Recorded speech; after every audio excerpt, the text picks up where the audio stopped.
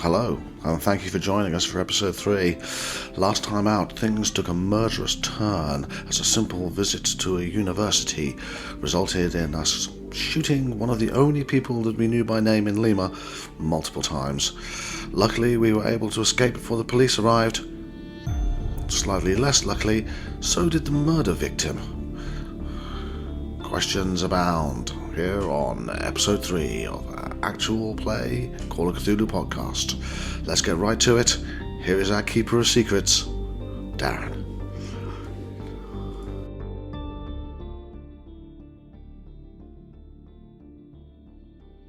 Right, are we almost ready to start then? Yeah, I still haven't found a character sheet, but you can start without that. Fine. Okay. Everybody else happy? Yeah. Dave? Yes, I am happy and ready. Adam? Yep. We I'm all good. some sort of delay on the line, but there we got there in the end. It was a ginger beer related delay. The best type. Try and explain that. Yeah, no, it's not. Okay, so quick recap from the last session. So, at the Museum of Archaeology and Anthropology, you made a gruesome discovery in the storeroom where Trinidad Rizzo's emaciated, almost mummified body was found half buried beneath artifacts, with a large disc of torn, bloody flesh on her upper chest and a face shriveled in a mask of terror. Douglas, followed by Lex, chased a mystery intruder out of the storeroom into an inner courtyard at the museum, whereupon he saw a familiar figure. A gaunt man with unkempt medium-length brown hair and an old, frayed cotton garments, Luis de Mendoza, climbing in through the window to Professor Sanchez's office. Upon reaching the window, Douglas saw that de Mendoza was bent over face-to-face over the professor, holding him down on his desk. Douglas then shot de Mendoza 3 times at short range as the already blood-stained Spaniard sprang at him wildly with a knife. Meanwhile, back in the basement storeroom, Jacob and Stanton had found a curious artifact that Rizzo was seemingly looking for. A single length of worked gold around 2 feet in length and 3 inches wide, and a ripped piece of an original vellum manuscript written by Gaspar Figueroa, a Spanish conquistador. Back in Sanchez's office, the unconscious professor was examined, and strange mucus detected around his mouth. Stanton also detected something moving beneath the skin in the professor's abdomen, and immediately took steps to eject what turned out to be an 8-inch long white maggot-like creature that then began crawling up Douglas's leg before being expertly dispatched by Jackson Elias. With the professor still in shock but recovering, you discovered that the worked gold artifact had what appeared to be skin burned to it. De Mendoza's fingers had black burn marks on his left hand. De Mendoza was carrying the original Last Confessions of Gaspar Figueroa document, a jumbled, ragged and hastily scribbled mess in archaic Spanish that Rizzo had been translating and that he had obviously taken from the unfortunate undergraduate. Rizzo's translation of this document was recovered from her locker. You all left the museum and headed back to Hotel Mori, leaving Jackson and Sanchez to deal with the civil guard. Back at the bar in Hotel Mori, you were discussing going to confront Larkin when Douglas received a phone call. Douglas, it's Jackson. De Mendoza's body. It's gone. The policia are saying he must have had an accomplice that took his body away whilst they were in the storeroom checking out poor Trinidad. But as crazy as it sounds, I'm not so sure. I've got to go now. I have a nice Sargento here who wants to ask me some more questions. I'll meet you back at Hotel Mori. The line goes dead. I shall return to the table and relay that message to the group. Someone took his body away. Seems to be that way, although mysteriously there was a suggestion that he made his own way. Oh, yeah, Whether you believe that or not is up for debate. That simplifies and complicates things for us. It simplifies to the extent that perhaps the police will have less interest in us if there is no body.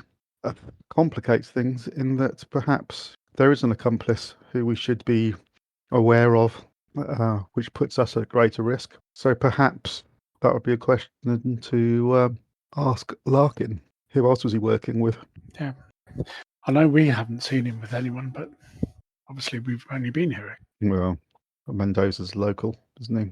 So it's not beyond the realms of possibility he was working with other people, and if he was involved in this death cult, who knows how many accomplices there were. Does that mean they might have been watching us, saw us go there? Quite possibly. Well, if de Mendoza was watching and he had an accomplice with him, it's reasonable to assume that we've been watched the entire time that we've been here. For all we know, we're being watched now. It's highly likely that de Mendoza is part of some bigger organisation. It could have dozens of others. So what do we do? Well, our plan was to go and confront Larkin. Has that changed? Have another beer? Is that an acceptable plan? Tempting. Okay, you're standing at the bar in Hotel Maury. Well, actually, no, you're at the table now, aren't you? Because Douglas came back over to your table. And it's kind of late afternoon on Saturday.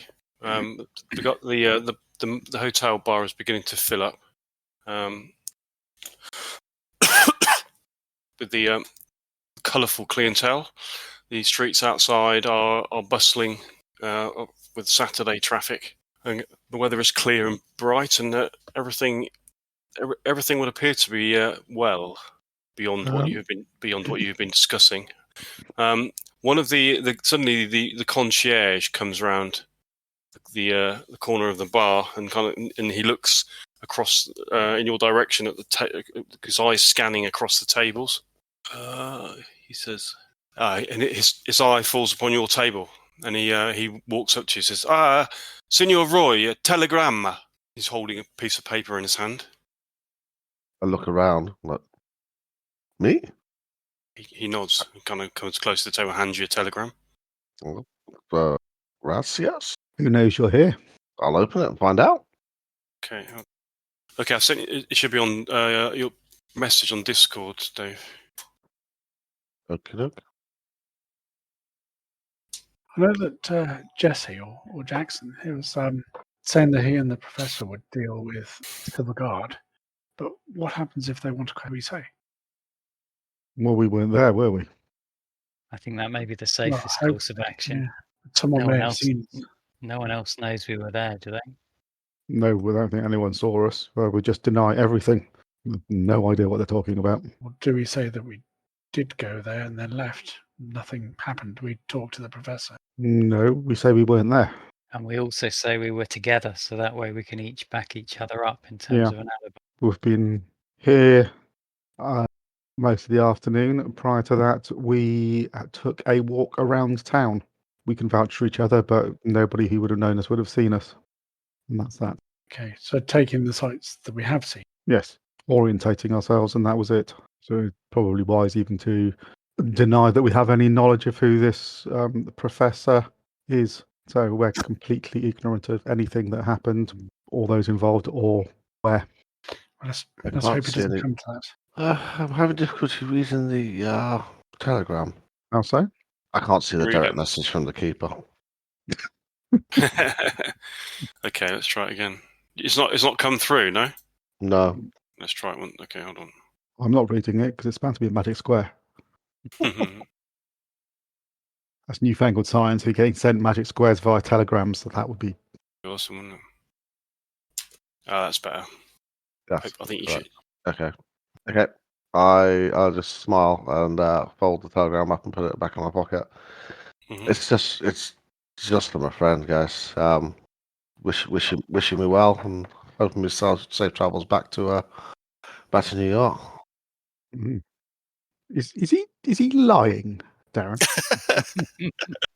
Is he lying? Okay, well, let me have a look and see what you think. I'll make this roll. Well, you failed it. No, you don't think he's lying at all. You feel like he's being genuine. I mean, looking at his young face, could he lie? Surely not.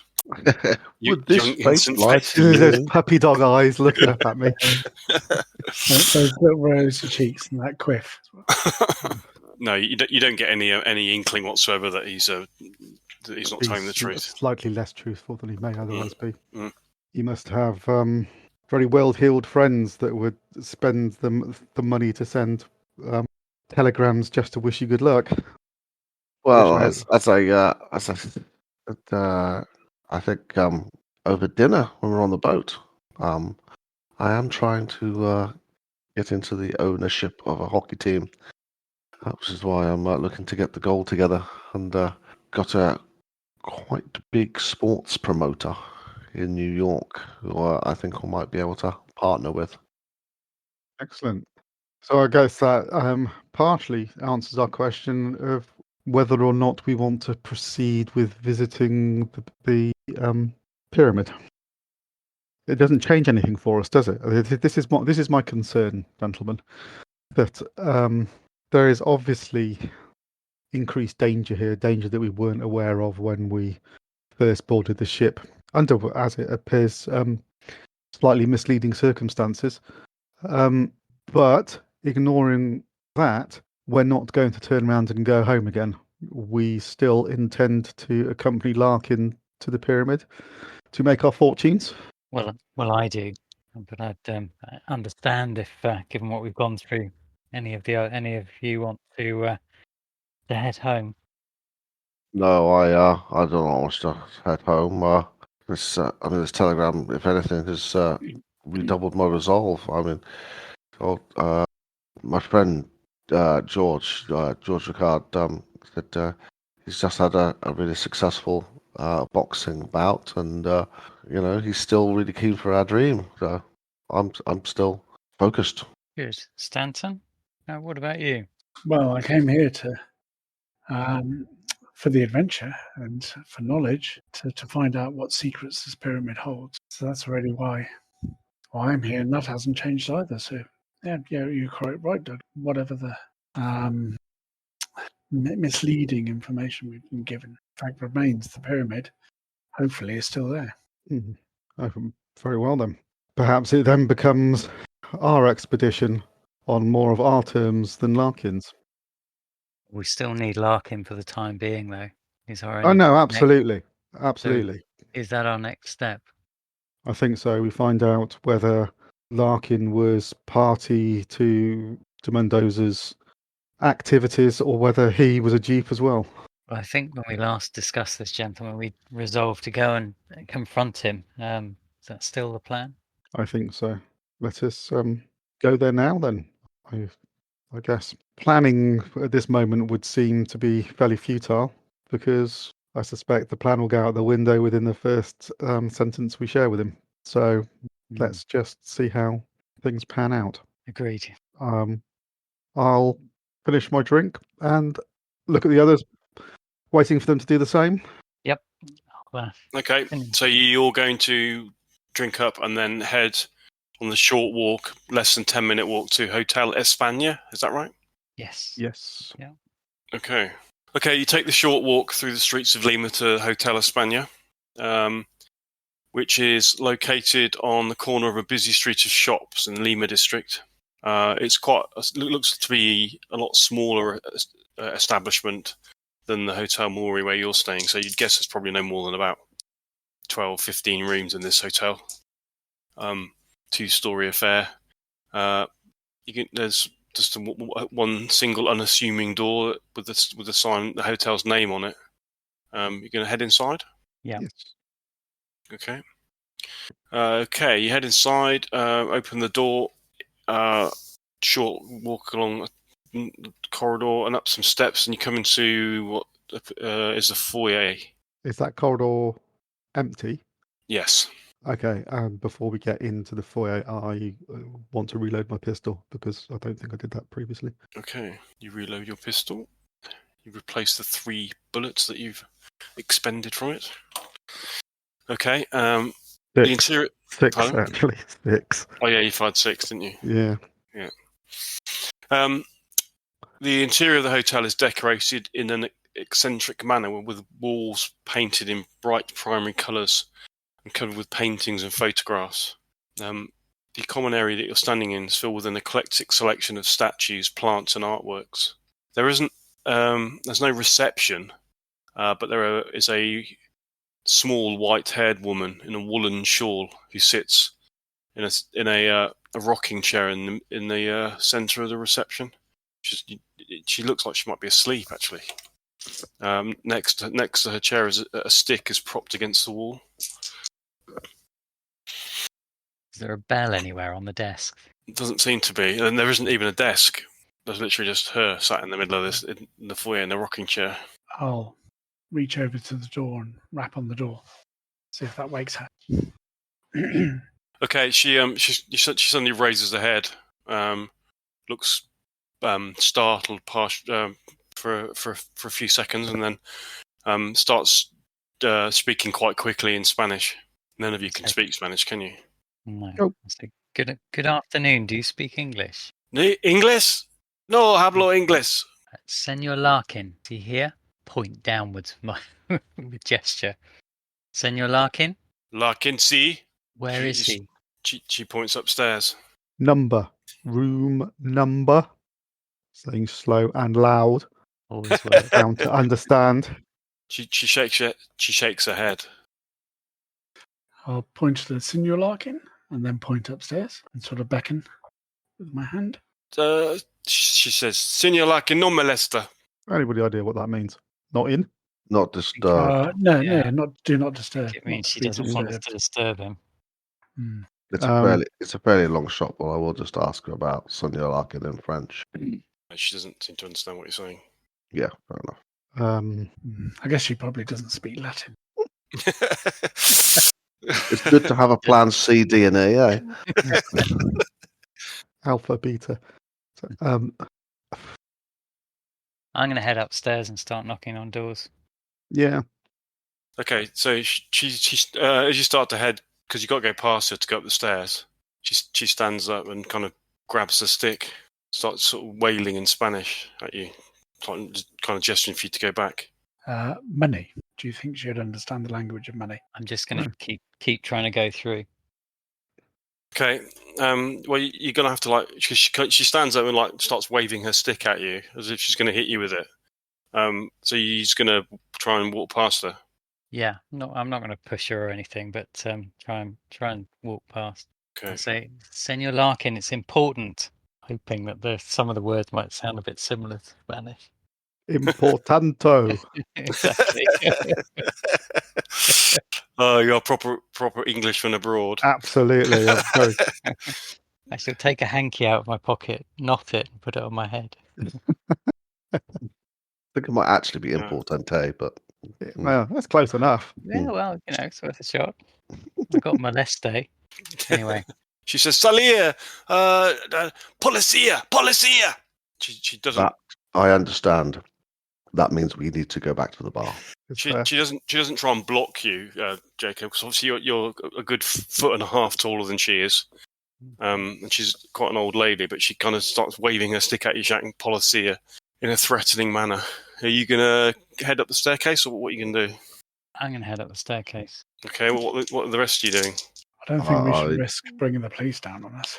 I'm not happy with this. As I say, Jacob, I'm not happy with this. I think we should leave. Head towards the door.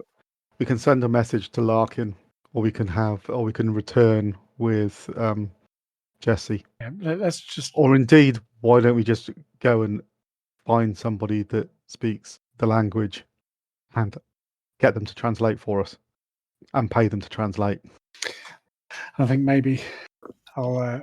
What are you doing, Jacob? Because you're halfway up the staircase at the moment. She's still paused at the moment. Let's not cause more trouble than we need to. We could probably do without attracting more police attention, particularly given that Larkin's colleague has just been found dead. So let us regroup. She points at you with her stick, Jacob. She says, "Baja, senor, baja!" And she's pointing back down, as if gesturing for you to come back down the stairs. I'll shrug and hold my hands up as if I don't understand what she's saying. Okay, you're gonna. She looks quite exasperated. And she's quite old, and she seems to be getting quite. She's struggling to breathe all of a sudden. No, come on, fellow. Come back down. She suddenly starts coughing quite badly. All right, I'll come back down the few stairs and back into the hallway. Is there a jug of water and a glass on the table? There is actually. Or anywhere near? I'll pour a glass and take it over to her and offer it. Okay. Yeah. She seems to calm down a little bit after having a drink of water. she still looks annoyed, but she's not as quite as aggressive as she was now that you're all back down in the hallway. Senor Larkin, amigo, we want to speak to Hablo Senor Larkin. And I'll fish into my wallet, take out a few Souls. yeah, Okay. and put them on the table. How much are you going to give her in dollars? Equivalent of $1. Okay, that's three souls. Okay. Can you make a persuade roll, please? Ooh, a dice roll. Ooh, That's a very big number. What did you get? Not sure. Still rolling. Oh, so it says 100 on my you screen. got 100. Yeah. Oh wow. dear. Okay, That's okay. not Awesome. gonna be good, is it? Right, she suddenly her face just goes bright red, and she stands up and starts shouting expletives in Spanish at you. She grabs the money and throws it on the floor, and then picks up a stick and literally just swings it at you. What are you gonna do? Raise up my arms to defend myself, and back away towards the door. Okay, so you're gonna try and dodge, yeah? Yes. Okay. Right. Do you want me to roll again? So just bear with me a second. I'm just going to find out what her attack skill is with her stick. Didn't quite remember turn that? out how we expected. Yeah, An unexpected turn. in years to come. If you remember that session where Adam's character got beaten to death by an old lady who was just asleep when we arrived. Yeah, Then you if she then manages remember to, when- if she crits him, And then Douglas drew his pistol and unloaded 6 shots. Okay. Okay. And what did you get for your dodge? Rolling now. Did you succeed or fail on your dodge roll? Failed. Okay. So fortunately, she failed also. She swings her stick, but her, as you can imagine, an 80-year-old lady isn't particularly dexterous. So it kind of it's you managed to kind of move out of the way and back off quickly as she continues advancing on you menacingly, holding it above her head, shouting "Policia" at the top of her voice, which isn't particularly loud. I will back out of the door and into the street. Okay. What are the rest of you doing? leaving. Yeah. You're all going outside, yeah? Yeah. Okay. Okay, you all sheepishly retreat into the street outside the Hotel España. Smoothly done, Staunton. Didn't quite expect to react that way. Well, you attempted to bribe a proud local woman.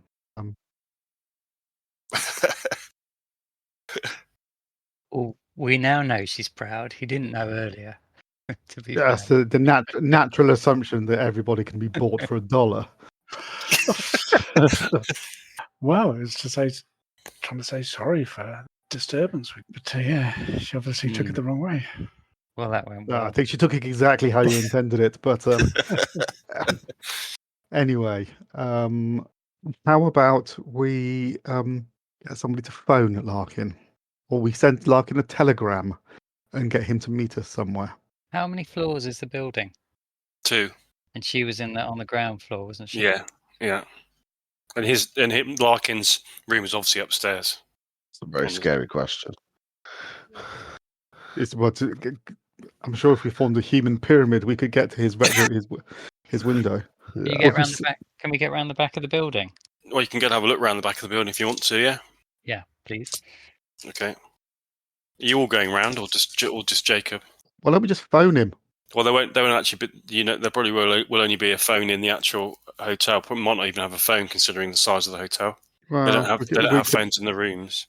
No, but we could ask the concierge at our hotel to phone that hotel. He speaks Spanish. Ask to speak to Senor Larkin. Senor Larkin comes to the phone. He hands it over to us, and we speak to Larkin to arrange to meet him. We could probably get the concierge at the hotel to send him and walk a message around. We could. So we Yeah. could have done that from the bar. We didn't need to leave the bar. That's all I'm hearing. That's pretty much what I'm saying. But we didn't realise that we would meet our new nemesis, which is old Spanish lady. Yeah, Stanton wouldn't have made a friend, so yeah. Okay, let's go back to our hotel then. And Okay, so Jacob, you walked off around the back. I just so wanted to have a look around the back, see if there's a first floor window that might be accessible. Okay, so fine. You look around the back. There is like a small yard at the back of the hotel, which has some like bins and other kind of bits of storage. You can see You can see a ladder which leads up to a balcony, which you assume must be one of the rooms. It seems that all the rooms on the second floor have small balconies. You know, if we go up there and climb in through the window, Larkin's going to be dead up there, and then we're going to have to try and extricate ourselves from that as well. I don't think we need to make. Let's not make this more nefarious than it needs to be. We just need to talk to a colleague. Let's not turn this into something we have to explain to the police. Exactly. It's like, well, we just wanted to meet our business colleague. Why were you climbing up into his balcony to do so? Because we don't speak Spanish. Gentlemen, how many balconies are there? How many balconies? You can see the top. There are looks like there are 5 in total. Two round the front, and then one on the side, and then 2 round the back. And you're looking at one of the ones round the back. I'll come back round to the others. So I can explain about. Well, I can see balconies and a ladder that would access them, but it wouldn't be difficult to get up there. But going to be a bit hit and miss as to which room is Larkin's. So perhaps 80% chance of getting it wrong. Yes. Well, let's go back to the bar and send a message to Larkin.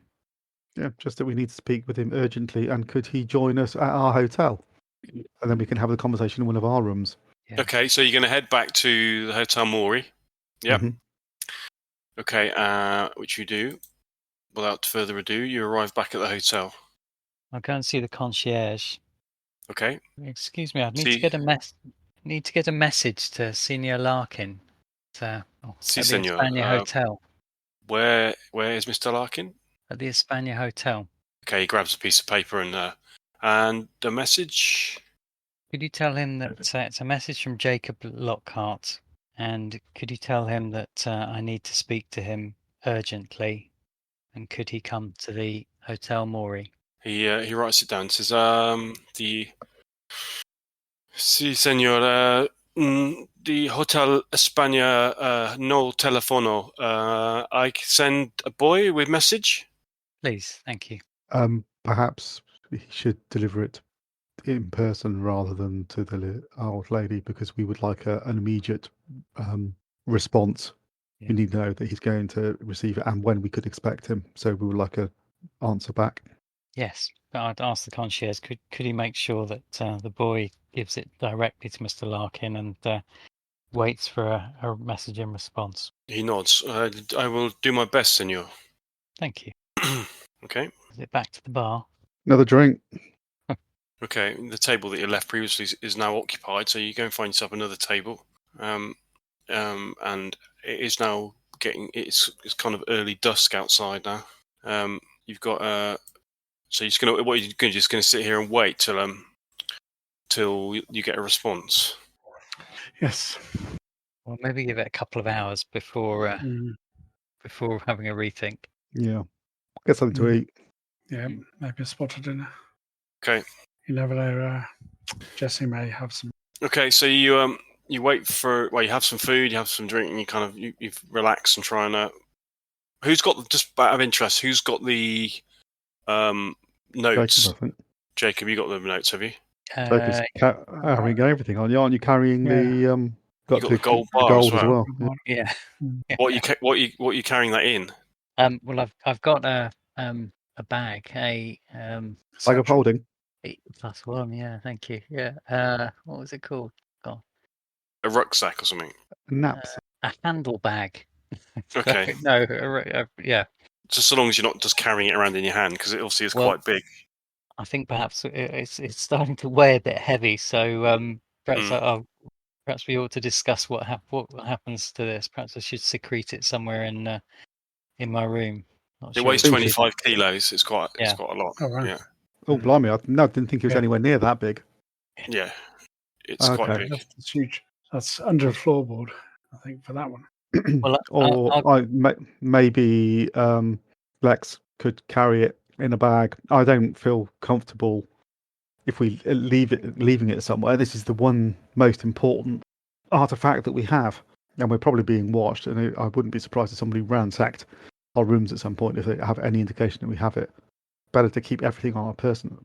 I have a pretty good quality backpack in my room. I could put it in that and carry it on my back. No problem. Would you be okay with that? I think that would be. He is noticeably larger. Lex looks like a little bit like slightly different scale to the rest of you. Like he's a busybody, whereas you're all play people. Well, Lex, if you don't mind, that would be useful. No bother. All right, please go get your bag then. Okay. I'll You leave need them for a minute. I'm a Sylvanian family actually. Good. I'll leave them for a minute whilst I go up and get my empty backpack. Okay. Righty-ho. Go and get a towel or something to wrap it in as well, so it's not quite so obvious. I give him the thumbs up as I walk off. Okay, so you're just going to go and grab your bag and then come back down, yeah? That's correct. Okay, so you grab the bag, come back down. You've ordered some food, and an hour or so passes. I presume you're going to put the bar into your rucksack then and carry it with you. Yeah, I'll nip out to the bathroom or something to do the subtle changeover, and then I can give Jacob his empty handle bag. Right, yeah. So you've got that now. Okay. The concierge comes over after. It's about an hour and a half since you spoke to him previously, and he says, "Senor Lockhart, our boy came back to say that Senor Larkin is resting. The message was left with Senora Capatina, the owner of the España. Right. Oh well. The boy said she was very insistent that he wasn't to be disturbed. And is there no response then? No. Well, I think he's asleep. All right. So well, thank you for trying. I'll thank him and. Okay, he nods and walks off. It's now Saturday evening, is it? Yeah, it's about sort of 6 o'clock now on Saturday evening. And we were due to set off, weren't we, on Monday morning? Monday morning, yeah. Well, gentlemen, I don't really relish the prospect of just waiting for an entire day and just hoping Larkin's up and about on Monday morning. Well, he may well be dead already. Because if Mendoza was willing to do what he did at the university, maybe he had no longer had any need for Larkin. Maybe he's not to be disturbed because de Mendoza told the old woman not to disturb him, and he's lying there even more emaciated than he was before. Do we really want to go into that room and discover that? What do we do then? Find his maps and do a runner? Well, we need to find out how to get to that pyramid. Do you think, gentlemen, you could keep an eye out while I have a look up on the balconies into one or two of the rooms just to see if I can find Larkin's room? What do you want us to keep a lookout? Was that? Yes, in a word. Very well. I'm not going to take any risks. I just want to the act of going up the balcony constitutes a risk, sir. However, well, I could take a measured risk in that case. I suggest we don't go mob-handed then. If you and I go, I can keep watch whilst Lex and Stanton stay here. I look at Lex. Nothing personal, but you are quite conspicuous. Okay, so am I hearing that Jacob and Douglas are going to go back to the Hotel España? Yes. Yeah, and I'll keep lookout whilst he does some observation. Okay. Is it worth Stanton going as well? You can have one at the front and one at the back of the hotel. Well, I was just thinking if there's just if I'm standing on there was just a side. There was an alleyway down the side, wasn't there? Pardon? There was just an alley down to side to the back. Yeah, that's right. So if I watch from there, then I'll be able to warn him. The only reason why I'm suggesting that we don't, that Stanton doesn't go as well, is if we've got 2 and 2, leaving one person on their own is dangerous, particularly if Lex is carrying the gun. Okay, so so you're going to go 2 of you and then leave the other 2 behind? Yeah, I think. Okay. I mean, we either go in 2s or all 4 of us go, I would say. That does make sense to leave one of us behind in case. Well, it's So- asking to get jumped, isn't it? Yeah, the accomplices of Mendoza. We're not going to do anything reckless, so we'll just observe. So it's just the two of you going then? Yeah? Yeah, Okay. Yeah. if for no other reason than I want to observe Jacob, who's turning out rather to be an art dealer, who's actually a cat burglar. You should see his Okay. collection of Just cats. don't like sitting waiting. Okay, back out in the streets, then heading through the Lima district to the Hotel España.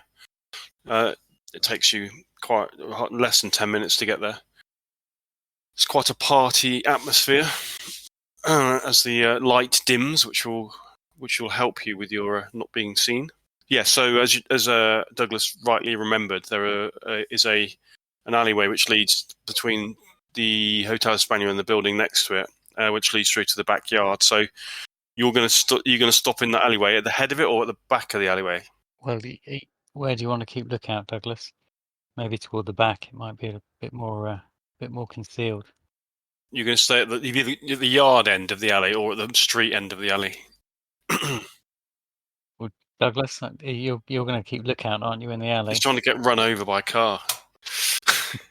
Well, Douglas, if you could keep lookout in the alley, I'll head back behind the building. Okay, he's keeping lookout then. Are there any lights on in any of the rooms? There is a light on in one of the rooms. Yeah. So the two rooms at the back of the hotel, the two balconies at the back of the hotel. Yeah, did you lose me then? I think my we my did. internet completely dropped. Yeah, sorry. I said Yeah, I we would. lost I would keep watch at the courtyard end of the alleyway so that I could Okay. see anybody who's walking down and then indicate to him before they arrived. Yeah, fair enough. Okay, so there are people walking past the street end of the alley because it's quite a busy area. But yeah, I mean, if you can stay out of sight at the yard end of the alley and just watch it to make sure nobody comes down. It would be it's not the type of place where a passers-by would come down, and you wouldn't really get the guests coming down here either. So if somebody comes down here, then there's obviously a reason for it. Yeah. Okay. Can I suggest, Douglas, that if anyone comes round, you might want to make out that you were caught short after a few drinks. Good idea. I was going to indicate that. You're going to have to. I'll have to let you know so that you can either hide yourself or come back down. But yes, I shall. I shall relieve myself in a manner of incredibly entitled colonial. As one does. I go wherever I damn well please. Okay. Okay. So I'll look at the first floor to begin with.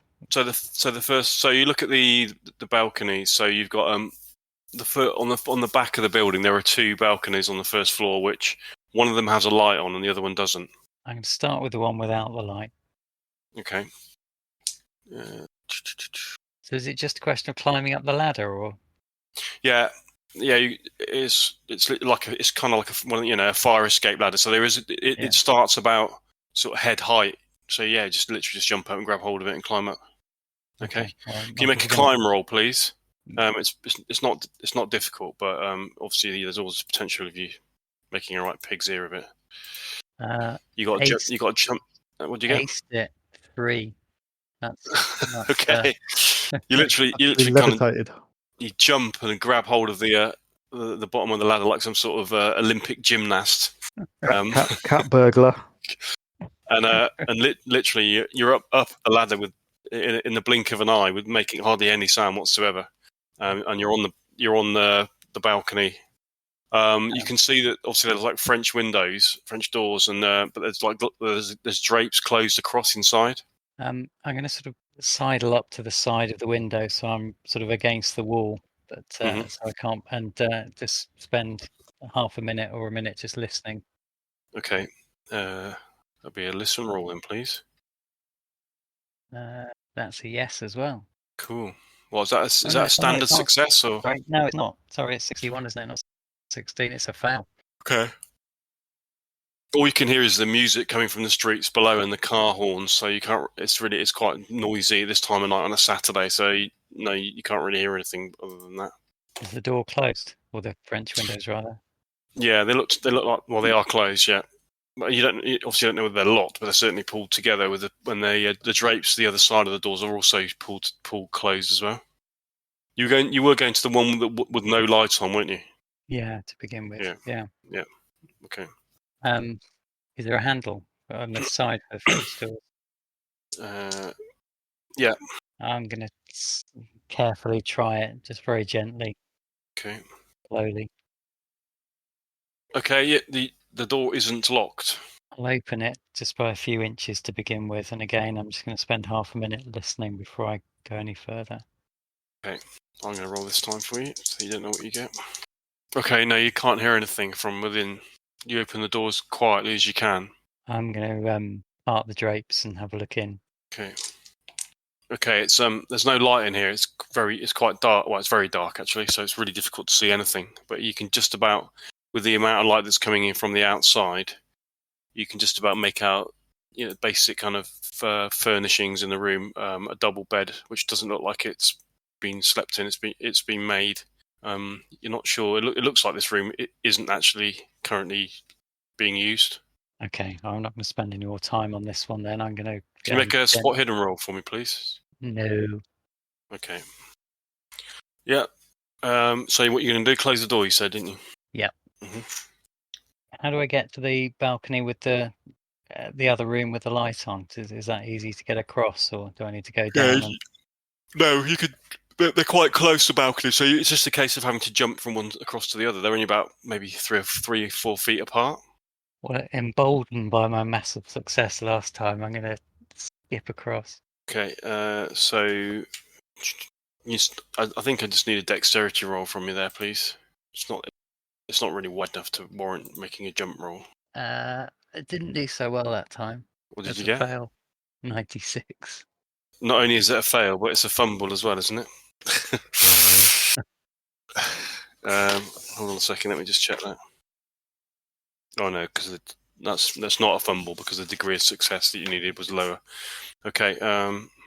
You can attempt to push the roll if you want to. Yeah, I will.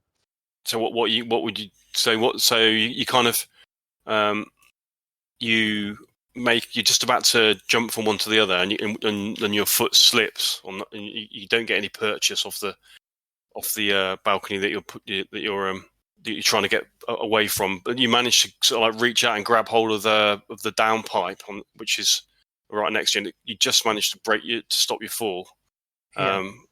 and then steady yourself. So make another roll. Yes, succeeded that time. 43. Okay. Well, I wanted you to feel so that the pipe came off the wall and you went plunging into your death. Okay. Yeah. So you managed to hop across the other side and you land on the balcony. This is now the one that has got the light on. Okay, I'm going to repeat the same process. So I'm going to sort of flat against my back against the wall, as close to the window as I can without being in front of it, and listen for half a minute or so first. Okay. Can you make a listen roll, please? Yes, that's a massive success. That's a 3. So that's an extreme success, isn't it? Yeah. Okay.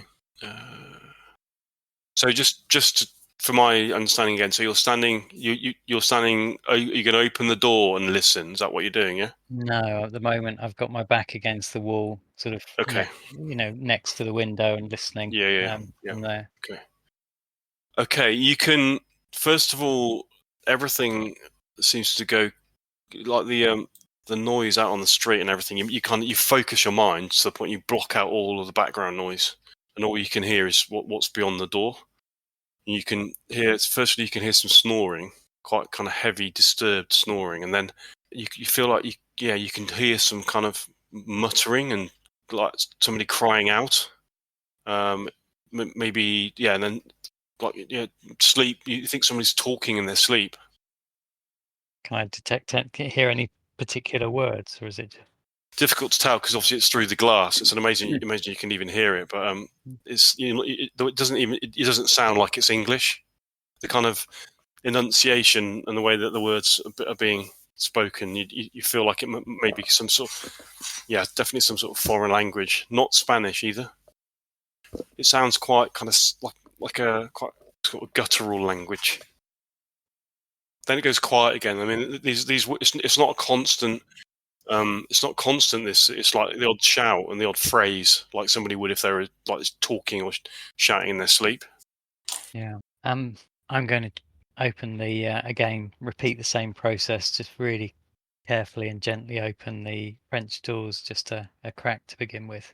Take it really slowly. Okay. You pull the handle down on the doors, but unfortunately, this one appears to be locked. I'm going to see if I can open the lock. Okay. Can I get you to make a luck roll, Simon, please? You see, as you're standing at the... make the luck roll first. Hold on a sec. 1. Very Okay. lucky. Okay, you're standing at the end of the you're standing at the end of the alleyway, kind of looking out at the traffic, and you see this this big kind of looks like some sort of like this truck pulls up at the end of the alleyway, and some men get out of it. They're obviously collecting the rubbish.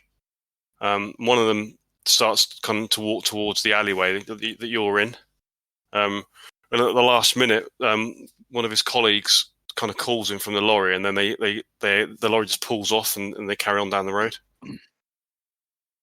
Okay, I'll reverse back into the darkness and breathe a slight sigh of relief. Okay. Blissfully unaware of all that, I still try and crack the lock. Okay, can I have a roll, please? That's a success. Okay, that's 27. That's just a normal success, is it? Normal success, yeah. Yeah. Okay, that's right. The lock is easily opened for a man of your cat burglariness. For a man who knows his art as well as you do, you managed to open the lock. Okay, the door's now open. So what you can do, actually open the... Again, repeat the same process. I'm just going to gently open the door, just a few inches to begin with. Just take it really slowly, and then have another listen to see if I can get a clearer idea of what I heard before. Okay. Yeah, you open the door. Can you make a... no, you don't need to do that. That's fine. No, don't worry. Yeah, okay, so the door opens quietly. And can you make a stealth roll for me, please? That's a no. Okay. What did you get? 65. Okay. The door makes a little bit of a noise when you open it. It's quite it kind of squeaks a little bit on its hinges. As much as you try to be quiet, it creaks a tiny bit. And there's an individual in the room. You can hear some like some kind of disturbed noises. And then you kind of freeze, and then you hear the snoring resume. Okay. I'm gonna. Are the drapes closed in this room as well? Yeah. Yeah. Again, I'm gonna just gently part the drapes and have a peek through. Okay. Yeah, the light. There is a small bedside light that's on in here, so it's easier to see. The first thing that you notice is a really horrible smell when you part the drapes. Really kind of, it's almost like a smell of like rotten meat, something like that. It's vile. Really kind of hits you with in stark contrast to the nice kind of night air. The room beyond is chaotic and unpleasant. You can see that there are suitcases that spill soiled clothing across the floor, personal effects covering almost every surface. The air in the room reeks of stale sweat and sickness mixed with the smell of rotten meat. You can see somebody lies sprawled on his side, looking away from you in the bed, the sheets of which seem to be soaked with a kind of oily perspiration. There's a small stoppered glass bottle of liquid on the nightstand next to the bed and a syringe. So yeah, you also notice there's a connecting door which maybe goes through to an adjacent room in a connecting room. And you kind of look closer. You're pretty sure that the white emaciated figure that you see lying in the bed is actually Larkin, but he's out. He's asleep. Okay. I think at this point I'm going to withdraw from the room and go back down into the alley to tell Douglas what I've seen. Okay. Okay, you head back down. Douglas, you see as Jacob jumps off the ladder at the bottom of the fire escape and heads back across the yard towards you. Douglas, I've found Larkin. He's in the room on the first floor with the light on. There's a horrible smell in there. Smells like stale sweat, rotten meat. The room's in utter chaos, and I think Larkin's been taking some drugs or at least some medication. I can see a syringe on the side. He looks to be asleep, but not a peaceful sleep. I can hear him sleep talking some guttural language that I couldn't understand. I haven't disturbed him yet. I think he's still asleep. Well, even assuming you can wake him, because if he's taken something, he may be under the influence and unable to be roused. The smell, unkept, digestive issues, or Worse than that. Something that's- wrong. well, Should we wake him? Perhaps if we both went to try and wake him on the premise of being concerned about him, he's going to be a bit surprised that we're in his room. But well, we're going to be questioning him anyway, aren't we? Because we'll Yeah. say that we've heard that the Mendoza's. I'll tell you what. Let's just go out there and search his room before he wakes up to start with. okay. The door's locked. I'm assuming his door would be locked, and he's not to be disturbed anyway. So there's no reason why the old lady would disturb us. Then let's do that. Okay. Well, if we disturb him, we'll revert to the concerned plan that we Yes. were worried and okay. All right. I'll head back into the alley and Okay. back up my ladder. Okay, so Jacob, having already ascended the ladder first time, you don't need to roll again. But Douglas, I need you to make a climb roll, please. Yeah, possibly not. You can Pushing get pushing rolls. Yeah. I mean, in this instance, pushing a roll in order to taking it very carefully and slowly. Would that be? You only push- pushing? You only push a roll after you fail it. Okay, that's what I wanted to check. Yeah. Yeah. Okay. You can have a bonus die because if Jacob helps you, if he goes up first, gives you a hand up. Yeah, happy to do that. Okay, I'm a delicate, so 49 to fail anyway. Okay, but you rolled your bonus die, have you? Oh, okay. No, I didn't. You get another D10. 29. 29. So that's still a fail for anything a regular one. I have no additional skill in climb. I just have your base 20%. No, that's fine because it's not that difficult. So Okay. that's fine. You with Jacob's hand up, you manage to you grab onto the bottom of the ladder. It's just the first bit that's a difficult bit. It's actually getting onto it because it finishes quite a long way above the ground. Mhm. But you grab it and you're on. So you climb it. Once you're on the ladder, it's easy enough to climb up. Okay, and you're now both on the first balcony that you went to, Jacob. Yeah. Actually, the ladder runs up between the two balconies, so you can just get off on the second one. That's not a problem. Yeah. Okay, so you make your way onto the balcony where you can see like the one of the balconies has no light, the other one has a light on it. And you're you're both standing outside Okay. Larkin's room. I'll pull the door open a bit wide enough to go in and slip in through the drapes. Okay, are you both going in? Are you? Yeah, and I will close the door behind me. Can I lock it behind us? The key is not in it. Is there a key in the actual door to the room? Yeah, you can see a key. If you look across the room, you see the key is in the door, and there's another key hanging on that as well. So you can. So you did you hear the description of the room, Douglas? No, I didn't. Well, Okay. no, well, to the extent that I knew that it stank, but I was deliberately not really listening. Okay, so the room is chaotic and unpleasant, with suitcases spilling soiled clothing across the floor and personal effects covering almost every surface.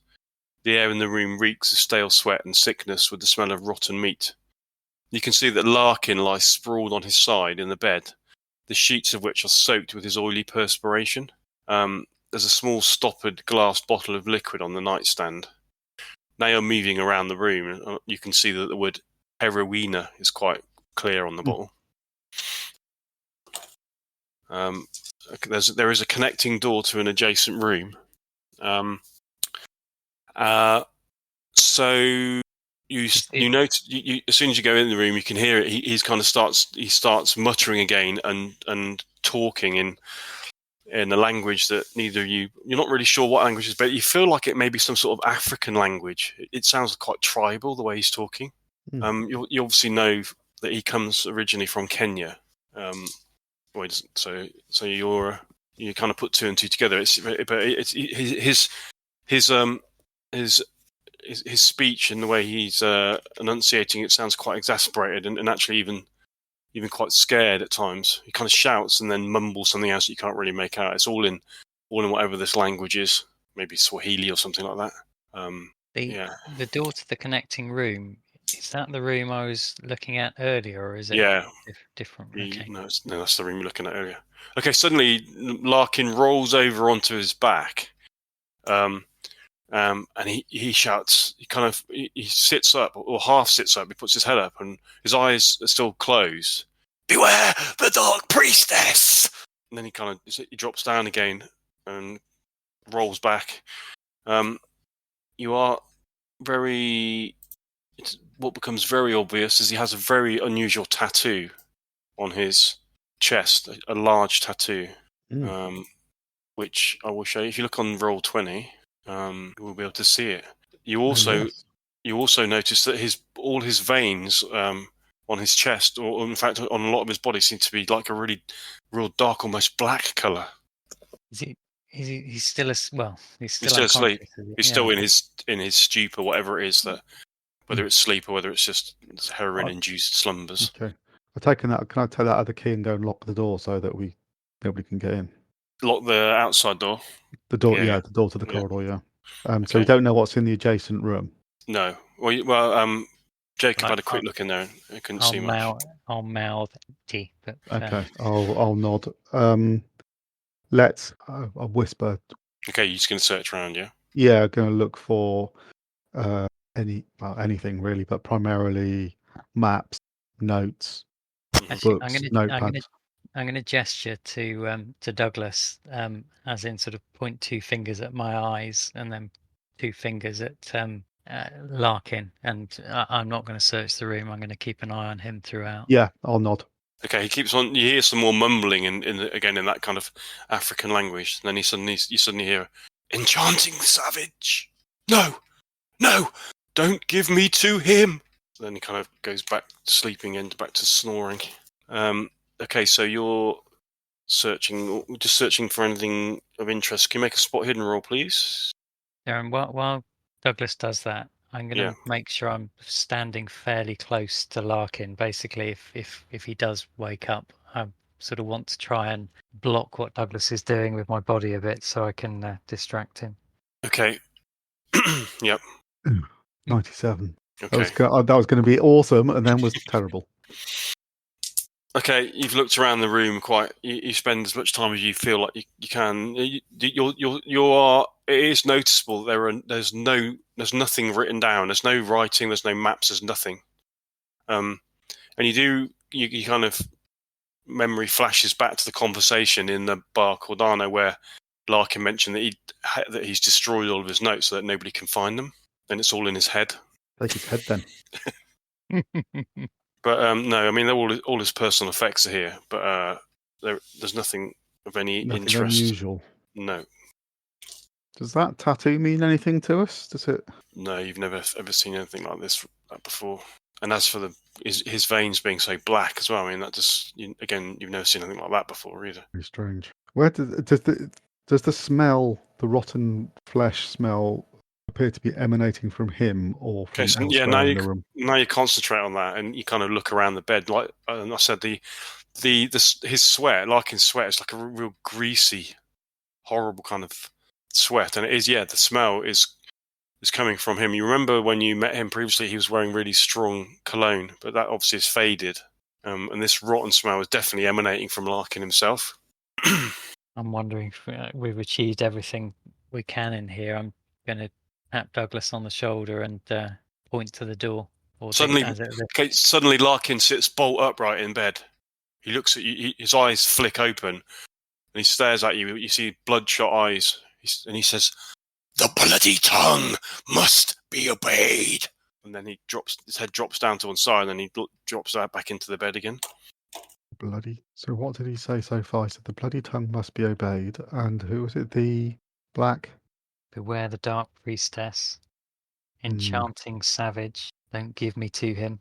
Bloody tongue. Dark priestess and the what? Dark something.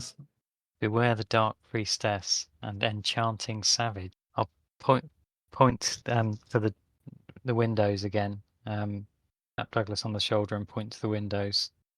Time to go. Nod. Yes. Okay, you're going to head back out. Yeah. As we Yeah. go, I'm just gonna cast my eye around just to see if there's anything obvious that might have been missed. Okay. What are you saying? What are you saying? You noticed that I Douglas. do that diplomatically, Douglas. When Douglas was looking, he had his eyes closed. You notice? No, you glance around. You just from a cursory. Douglas has done a very thorough search of the room. Or has he? You don't see No. it. You don't. No, he hasn't. Okay, you're going to head back down. Yes. Okay. Okay, you're back down. You head back down into the yard, into the now dark yard behind the hotel. What are you going to do? I'll have a think. What do you make of his state? And what to say? He's clearly troubled. Drug use. Yeah. The But dreams. don't. Who did he say? Don't give me to him. Don't give me to him. Bloody tongue. So something's obviously happened to him. The nature of his veins is concerning, and the smell is even more concerning.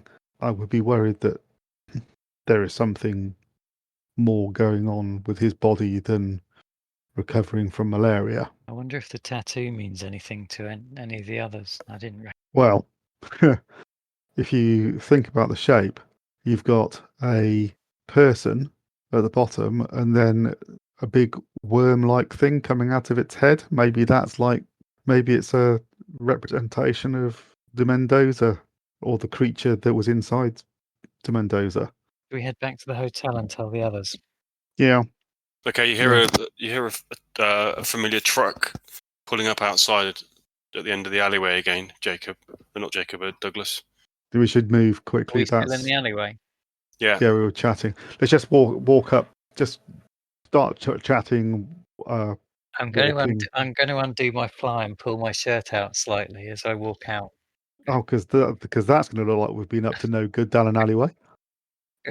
Okay. And then as we get to the end, I'll suddenly realise I can do myself up. Okay, you meet literally one of the dustmen jumps down off the truck and is heading down the alleyway towards you, and you kind of just get out of the end of the alleyway as he comes down and kind of whistling. Doesn't really pay a fat lot of attention, really, to be honest. You're just going to walk off, are you? Yep. Yeah. Head straight back to the hotel. Okay. Meanwhile, back at the hotel, Stanton and Lex, are you just literally just waiting there? Yeah, just. You didn't want to do anything in the meantime, no? No, we're just waiting for news. Supping our drinks. I guess Okay. we've finished dinner by now. Yeah, you'd finished dinner, so you're just And kind of then, waiting nervously for your Yes. two colleagues to return, and potentially Jackson as well. Yeah. Okay. Yeah. I think if we go Okay. after them, then if they're in trouble, we'll get into more trouble, maybe. Okay. After what must be an hour at least. And you see to your relief, you see the familiar figures of Douglas and Jacob making their way out of the main foyer across the bar towards you. Douglas, I'm just going to pop upstairs and get a sketch pad. I want to sketch that tattoo while it's fresh in my mind. No, absolutely. Oh, I've got some charcoal and pencils upstairs and a sketch pad, so I'm just going to quickly grab those and bring them back down to the bar. Okay. You grab your sketch pad. So Douglas, you going straight to the table? Yep. Okay. I'm going to be looking around. Is anybody paying us attention at all? Not that you've noticed. No. I'm going to start. Yeah, just looking and seeing whether anybody in the bar is taking slightly more interested. More than they us- should be. Yeah, well, it's quite busy now. It's Saturday night and it's about kind of 7:30, getting Yeah. towards 8, and the bar's pretty busy. But no, I mean, everybody seems to be having a good time. There's nothing. Fair enough. You feel quite safe in here. Be a mistake. Okay, I'll go and get myself another drink and sit down. Okay, and presently, Jacob, you return as well with your sketch pad. I'm going to just, while it's fresh in my mind, do a sketch of that tattoo. Okay. You're going to show it to the others? Yeah. Okay, you see Jacob, Lex and Douglas, you see Jacob kind of draw the tattoo, which you obviously can now see on the Roll20. Right. When we first met him, I noticed he had some sort of circular tattoo, but I couldn't make out this sort of detail. What do you think it is? The only thing I could potentially think it is some kind of abstract representation of one of those maggot things coming out the top of someone's body, which is a stretch, but that's all I could potentially think. It wasn't just the tattoo, though. His veins were dark, almost black. Yeah, that does sound worrying. There's some sort of infection, definitely. Stanton, you have some medical background, do you? Only a little bit, really, just sort of treating injuries. There was some medicine or a medicine bottle or something or on the nightstand with Urowina, I think it was on it, or Heroin. Heroina. Is that heroin? Heroin? Heroina. Well, let me have a think. Yeah, it's just no. I mean, it's a Spanish word for heroin, so it's okay. Yeah, so maybe to alleviate the symptoms of malaria, help him sleep, I guess. Maybe if he has got some disease, some condition, it might slow it. There was a smell of rotting flesh. Oh, there was no indication of. No, I don't know. Didn't examine him that closely. Gangrene, perhaps. He had awful oily sweat as well. The sheets were soaked in it. No, doesn't sound normal. He was clearly having some nightmare. The things I heard were beware the dark priestess, enchanting savage, don't give me to him, and bloody tongue must be obeyed. So is that from his past, from something near the pyramid? Or something that's in a bottle next to his bedstand? Sounds like he's tripping. Yeah, may well be that. Someone that unwell might have different motivation. Expedition. Maybe. You wonder what would happen if he touched that gold. Or he just wants a lot more gold so he can get some more heroin. Very Moorish, you know. That is true. So, Darren, this mysterious tattoo, is it familiar to me in any way from any of the civilizations of? No, it's not something like. It's nothing like any of the four of you have ever seen before or heard about. Or no, it's not familiar in any way, unfortunately, or maybe fortunately. Yeah, well, he's obviously a very sick man. Hasn't really gained us anything, though, has it, so far? I'm just thinking back to Gaspar Figueroa's account and the figures being gaunt and deathlike. Sums up Larkin. Yeah, and that was something feeding off. They have some malady. Has he been infected by one of these worms?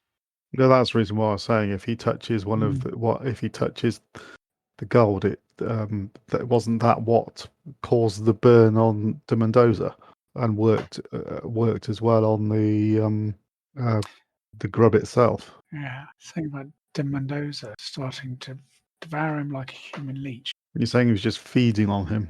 Yeah, so how de Mendoza, is he somehow infected? Well, given what I was doing, then yeah. But you didn't find any notes or maps, so nothing of any use there at all. Yeah, so I think what says we haven't really advanced things much. About it all being in his head. I suppose the best we can try to help him to recover and gain enough strength to travel. We know a little more about who we're travelling. What, he's just sick? Yeah, sick and troubled. Okay, sorry, Carol, keep going. Who knew the most about the death cult? Professor know anything? Rizzo's translation. Mm-hmm. Or Jesse, really. Speak of He was the Jackson, one you warning us about- actually see him now coming into the hotel and walking across the bar, kind of looking around, and then sees you and he smiles wryly. Then he makes his way over to the bar and orders 2 double whiskies. And you see him slam both of them back before coming over to the table and sitting down. So, evening, gents. Evening, Jesse. Where have you been? He puffs out his cheeks and gets his pipe out. Where have I been? Well, I've been at the museum all this time with our friends, the Policia. Are they satisfied or still Well, suspicious? I left them still examining the scene, looking for witnesses, calling for backup, that sort of thing. Yeah. No mention about us, I assume, I hope. No mention about you. No, the professor is quite a well-respected member of the Lima Society, who happens to know some of the higher-ranking members of the civil guard here. So I don't think we'll be having any further trouble. Well, not at least not from the police here, anyway. It's a relief. What do you think about this theory that they had an accomplice then, D. Mendoza? Well, would seem to be the most obvious explanation as to how the body was removed. Although you seem to think perhaps it was something stranger.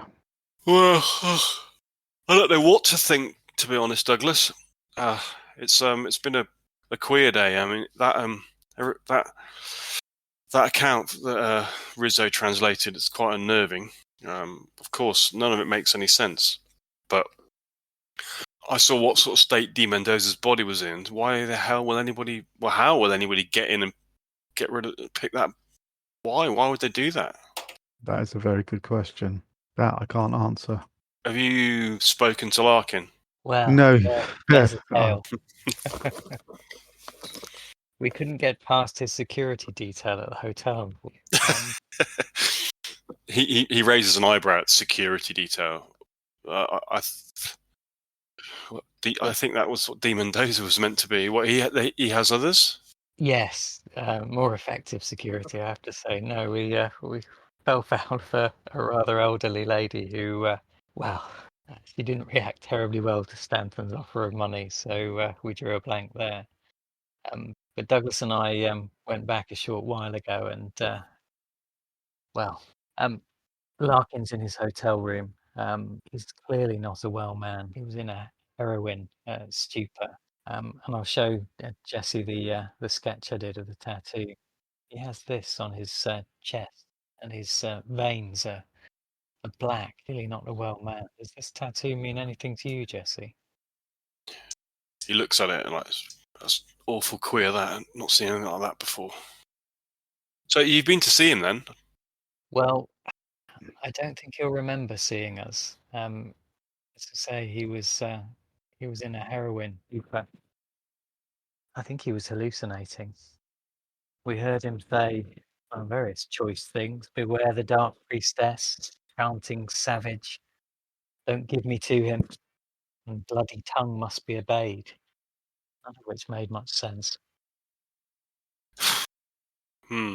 Well, I don't know about you fellas, but it doesn't fill me full of confidence travelling with him. no, well, this was the Okay, all right. discussion we were having as to whether we continue with our plans for the expedition, but under our terms rather than his. We're rather dependent on Larkin for the time being. I'll simply get there, but I agree that No, absolutely. I'm not saying we do away with his assistance, but it becomes under our control. I mean, the man's obviously near death's door, so I would be surprised if he even made it back from the journey. But also, we don't know at the moment what his knowledge is of what the Mendoza was infected with, whether he's infected himself, whether he was party to the whole death cult or was a dupe himself. I mean, we just don't know. But there's obviously some kind of religious aspect to his malaise. Well, didn't he say that he had malaria? Maybe it's just the after effects of that. I mean, this. Well, that's possible. Anything's possible. Well, I believe in giving a man a chance. I think we should at least talk to him. No, Maybe absolutely. I mean, well, we'll have to wait for him to regain his functions, however, because at the moment he's not taking visitors and not able to speak. So we may have to wait. Hmm. Maybe that's just all we do. We proceed as planned, assume that he is preparing all the provisions as required, and we travel, but just minus to Mendoza. And everybody else, thoughts? Yeah, well, I Well- think you're right. There's not really much more we can do. We've got two choices here, as far as I can see. There may be another option. I think, in terms of getting to Puno, I might be able to. I know somebody at the docks in Kiao who could potentially get us a ship down to Melendo, and from where we could get a train to Puno. And I also know a Yatiri in Puno, a wise woman, a healer, who potentially could provide us with more information about the location of the pyramid. I visited her before when I was asking questions around the Karasirian cults. We became quite friendly, and she said the last time I saw her, which was just over a month ago, she said that she would see what she could find out about the location of the pyramid. So it's possible that she may have been able to do more. If you say that Larkin has no notes or maps, which is what he told us, I'm not saying that we don't go with him, but I think we should think quite after we've spoken to him, think about our options. That's fair. This has all unsettled me. I don't know about you, gentlemen, but I feel this isn't what I signed up for. No, but if he is able to provide us with the equipment that we require, because as it stands, we don't have what we need. Mm. So without his assistance, I think we are not going to be suitably kitted out for a trip into the wilds. Oh yeah, absolutely. Well, we would have to. Source our own gear. Source our own gear, which again is doable here. So yeah, maybe that's what we do. Well, Yeah. it's just like I said. I believe in giving everybody a chance, but I also think that nothing that you've told me since I came here this evening has made me feel any more uneasy about the situation. No, Well, from my first handshake, I had grave doubts that he was going to make it, and everything they have said, he really is taking heroin to get to sleep. I just don't see how he's going to make it. I don't really want to be left with a body in the jungle or up the side of a mountain. But you're right. We've got to give him a chance. We need Larkin's knowledge for the time being, don't we? The question in Yeah. my mind is he in league with Mendoza, or is he being duped by Mendoza? Well, I think that is the crux of the issue, and that's what we need to find out. Because nothing has changed. Nothing has changed from this morning. We still need to talk to him. We need to find out what his part in this is, and off the back of that, we decide what we do. I agree. So nothing has changed. So we just meet him when we plan to meet him. Hopefully, he will have roused himself. well, if we try and arrange a meeting with him tomorrow, Yes.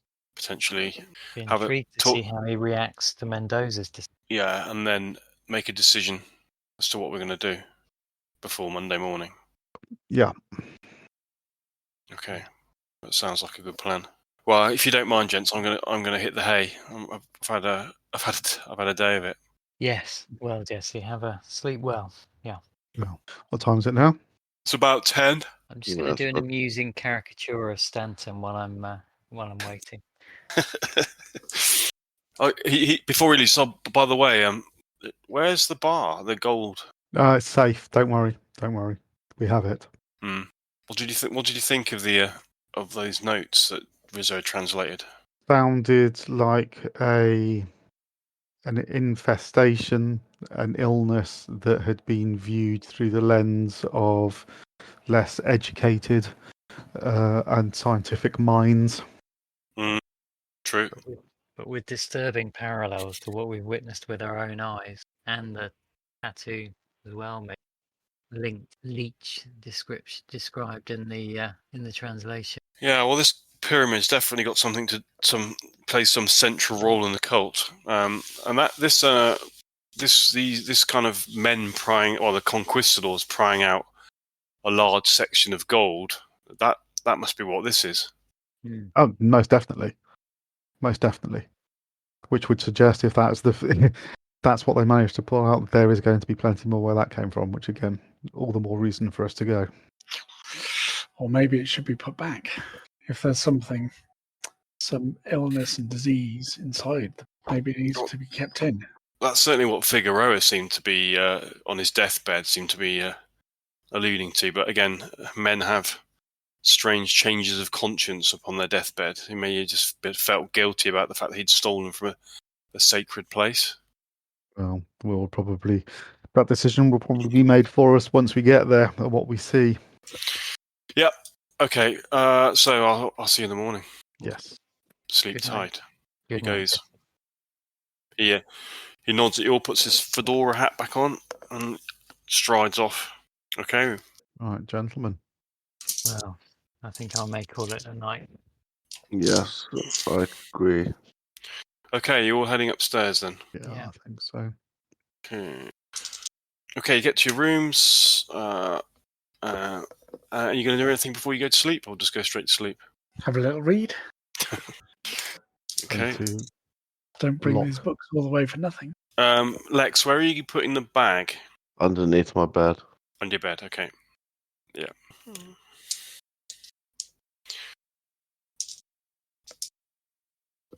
Okay. Can I ask you all to make a listen roll, please? Smashed it. Yeah. No, Is anybody apart from? I think Jacob's obviously got a hard success. Has anybody else got a hard success? No, I've just got a normal success. Normal success. I've Okay. got a normal success as well. Okay. I've got a normal fail. I'm starting to wonder if Jacob has only got zeros on his 10 dice. Yeah. Whereas, like, what's he rolled? A 3, a 2, a 1. He's managed to pay he's paying a higher subscription to Roll20 to get better dice rolls. Premium. Yeah. It's been walking through a field in summer, collected lots of ticks. Okay. Yay. You're Jacob. You are drifting off to sleep. In fact, you may even have been asleep. And obviously, you've had quite an exhausting day, but also quite a disturbing day in some respects as well. You're kind of lying there, getting annoyed at yourself that you can't sleep, and it must be kind of maybe 2, 3 in the morning now. Everything is quiet, and suddenly you hear a creaking sound from outside of your door, like a creaking floorboard, and you don't think anything more of it. Then you hear another one, and Can I see any light under the door? no, you can't see any light. It's pitch black. I'm going to reach across from the bed to my bag and get my gun. Okay. I'm going to You stay in staying? bed. Yeah. I'm going to keep listening. Okay, you can hear, and as your eyes grow accustomed to the dark, there's hardly any light at all, so you can't really see, but you can hear a very faint sound of the door handle being tried. Okay, I'm going to make sure I'm also going to reach across and get my torch from my bag as well. Okay. I'm not going to turn it on, but I'm going to point it at the door. The aim is to turn it on if someone comes on to blind them. I'm assuming, I didn't specifically ask you, but I'm assuming that you all locked your doors before you went to sleep. Yeah. After the day I've had, yeah. Yeah, okay. Okay, obviously there's the door doesn't open because it's locked. You then hear another kind of creaking of a floorboard. Make another listen roll for me. No, hang on. Okay. That's okay. You can't hear anything else now. Everything goes quiet. I'm going to go to the door, try and open it as quietly as I can and peek out. Okay. I only got 2 hands, obviously, so I think I'm going to have to sacrifice the torch rather than the gun. Sacrifice the torch. So you're going to look out with the gun in your hand? Yeah. Yeah. Okay. Stick. Yeah. It's really keep it's the torch handy, but yeah. Okay. The torch will be in the room, so it'll be shedding a tiny bit of light, but it's going to be difficult. So you need to make a pretty shit hot spot. One of those zeros could come in handy for a spot hidden roll, please. There you go then. Oh, it's the other way around. that's Is that a standard success? No, it's a medium success, whatever that is. Hard. Hard success, yeah. Okay. Down the corridor, where the corridor, you're at one end of the corridor, and at the other end of the corridor is a window, which leads to the outside. You kind of you open the door and you look down the corridor to the left. You see nothing, and you glance to the right, and just in time, you actually see a figure climbing out of the window. You only really glimpse it very, very, very quickly. But you notice that it's got like a wide brimmed hat. Okay, I'm going to follow them in the hope that I can see them out of the window. Okay, you run. Well, you kind of have to move quite quickly towards Yeah. the window. Okay. Another spot hidden roll, please. That's probably no, isn't it? That one. That's excellent. You're still rocking with the double zeros, but Yeah, I just don't, I yeah, don't want them that's- both at the same time. yeah, Really, that's, yeah. Okay. 100. I lose sight of the corridor. Yeah. All out Yeah, the no, window. No, you kind of you glance from left to right out the window. But whatever it was has just vanished. I don't think you can really fumble a spot hidden roll. I'll go back to my room and make sure the door's locked. You begin to wonder actually whether you even saw, whether you maybe were just dreaming that there was somebody there, because like the fact they just vanished into thin air just suggests that maybe the day's just caught up with you and there wasn't actually anything there at all in the first place. De Mendoza wore a wide-brimmed hat, didn't he?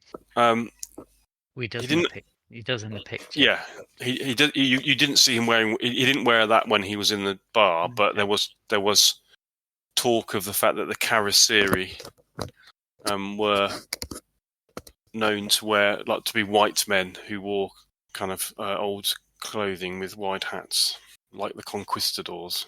I'll go back to bed and trying to sleep after Okay. locking the door and checking twice that I've locked the door. Okay, you wake in the morning. Everybody else, the night passes uneventfully. As I said, Jacob, when you do wake in the morning, you can't really be sure whether it was just all a dream or what. But it's that's how it is. You all meet up downstairs for breakfast. With Jackson as well. Good morning, fellas. Did you all sleep well? Like a log. So, how do we go about contacting Larkin today? Maybe we should all just go over there. I mean, if he's been asleep all day yesterday, surely he's going to be up and about today. I would hope so. We did have some difficulty with the, I'm not sure if she was the hotel proprietor, but we couldn't get past her. Well, I expect your lack of command of the language probably didn't help. No, and perhaps there might be someone else there today. Okay, well, we'll have breakfast and then head over there, shall we? Yes. Okay. Lex, what are you doing? Are you leaving the bag in your room or are you carrying it with you? My backpack is on my back. So I'm going to assume that you sit down for breakfast, I put it down by my feet. Okay, so you're keeping that with you all of the time. You're never leaving it in your room, are you? No. Okay. Okie dokie. Okay, you have your breakfast and then you're going to head. It's Sunday morning.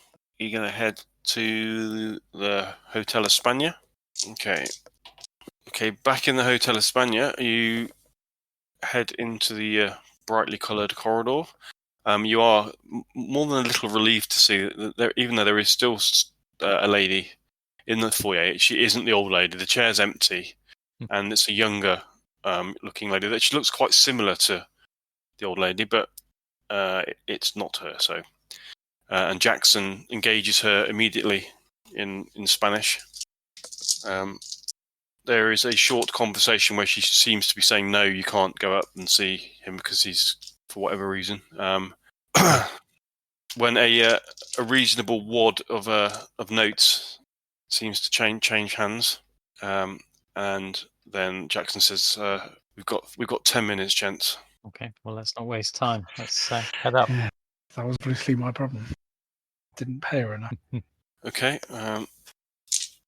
Interestingly, she told me that that the scary man with the hat told her not to let anybody see Larkin. as I suggested. Did you say when she was told by the scary man in the hat? Yes, I did ask that question straight away. The answer was 2 days ago when they arrived. Right. Yeah, I'm beginning to believe in fairy tales as well, Jacob. Anyway, you head up the stairs to the room 4.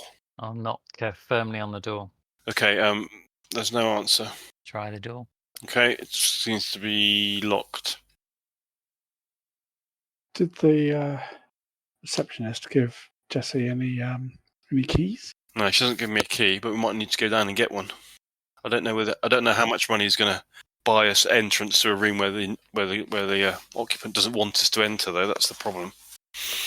Well, you could tell her that we can smell an odd smell and fear for his health. Obviously, she wouldn't want hotel guests to fall ill. What I'm going to do is I'm going to tell her that I can smell an odd smell and we're worried about his health. He says. He raises his pipe to you, and he just skips off down the stairs. I'll pat my satchel. Medical. Okay, he returns presently with a key in his hand. You can see that also the receptionist lady is also standing at the bottom of the stairs now, as if watching seems a little bit uneasy about what's going on. But Jackson has persuaded her that that man might need medical attention, and she also mentioned that she'd smelt something funny as well coming from the room earlier. Okay, so Jackson opens the door and stands back and gestures after you, gent. Head in. Oh my lord! Okay, so That is. I guess I don't need to read the description of the room to everybody again, do I? I think Lex and Dave and Adam, you heard previously what the room Yep, looks like. absolutely all good. Yep. Yeah. Well, Okay. first off, we need some fresh air. If his illness is contagious. Okay, Larkin is kind of lying. His head is at the other end of the bed now, and most of the sheets are on the floor, kind of horribly sweat stained, and the smell in here is really quite vile. It's like even stronger than it was last night when Douglas and Jacob were here. You can see that his eyes are kind of flicking open as if he doesn't seem to be as out of it as he was previously. Mr. Larkin. He kind of his head lolls to one side, and his eyes kind of partially open. Mr. Larkin? Well, We're concerned about you, Mr. Larkin. yeah. I'm okay. I'm fine. Is it Monday? No, it's Sunday, Mr. Larkin. It's Sunday. It's Monday. We're leaving. Mr. Larkin, Monday. we'd like to talk to you. Would you like to perhaps go out for some breakfast? Or... I'm not. He kind of pulls himself round in the bed, and I'm not hungry. Why are you in my room? Come now, Miss Larkin. We're concerned for your health. Here, have a drink of water, and maybe we'll have some food. So you need to regain your. Okay, he takes a glass of water and he does have a reasonable drink. There's no need to worry about me. He looks around the room and says, I know it looks worse than it is. I never was particularly orderly in my ways. I will be fine by tomorrow if I can have another day's rest. He smiles weakly. I do appreciate your concern and your worry. All coming over here with concerned expressions on your faces. But I will be fine for tomorrow. Do not worry. Thought perhaps Mr. de Mendoza may have been over to see you, Mr. Larkin. Have you seen him? Have I seen him? No. He was here when I came back from the bar Friday. I think I may have overslept somewhat. Kind of glances towards the bottle of heroin on the side. You see, I need it for the pain, and sometimes it knocks me out for some time. But I will be fine. Now, if you all could just leave me, I will order some breakfast and tidy myself up, and yes, everything will be as it should be. And 8 o'clock sharp tomorrow morning, we'll be heading off on our wonderful expedition. Very exciting it is. I know all looking forward to it. And please let me put your minds at rest. I am fine. I know I may not look that well, but I have been this way for quite some while now, and have learned to live with it. Perhaps I'll cast my eyes over to Lex's backpack. Perhaps Larkin should see what we have found. What do you? Jesse says maybe he should hear what happened yesterday. Well, let's first show him. Larkin. Augustus, please. Augustus. Lex has something in his backpack that we would like you to see. Oh. I'll Lex? take the backpack off and put it on the edge of the bed, and then pull out. Do you want me to? No, Oh. I would. No, I think Augustus would. I'll hand it to him. Yeah, let him take it out himself. I think the experience would be worth it. Okay, so you're handing him the backpack. Yeah, and Yeah. indicating to him that he should remove what's inside. Would like your expert opinion on something that we found. Oh, of course, yes. Well, he opens the bag. Oh, this is gold. Where did you find this? He says he pulls it out. Has no effect on him. No. Wow, this is a lot of gold. And heavy too. He puts it down. Really heavy. You see him flex his fingers as if... Then he hands it back to Lex. Wow, that's very unusual. Lex's fingers how? Like they're aching. There's no sign of any burning or anything, but he seems a little bit uneasy holding it. Could you pass it back to him again and say, would you please look at it more closely? The markings on it.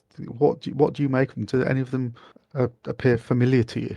Basically, try and get him to hold it for a period of time. Okay, he looks at it. He holds it briefly again, and he's, "I'm sorry, but I am feeling quite weak. It is quite heavy." He puts it down on the bed in front of him, and then he looks at it without holding it and says, "No, they are very unusual markings, aren't they? Where I've never seen the like before. Where did you get this from?" Contact. There are others who are interested in, as you are well aware of, what we are seeking. Well, I'd imagine there are, but do you think this has come from the pyramid? That is our thinking. Well, it's nothing like anything that I. This is why I was curious, because on the one hand we thought that it may be from there, but on the other it doesn't appear to be familiar to you. Well, I certainly have never seen the like of it, but it really just goes to validate my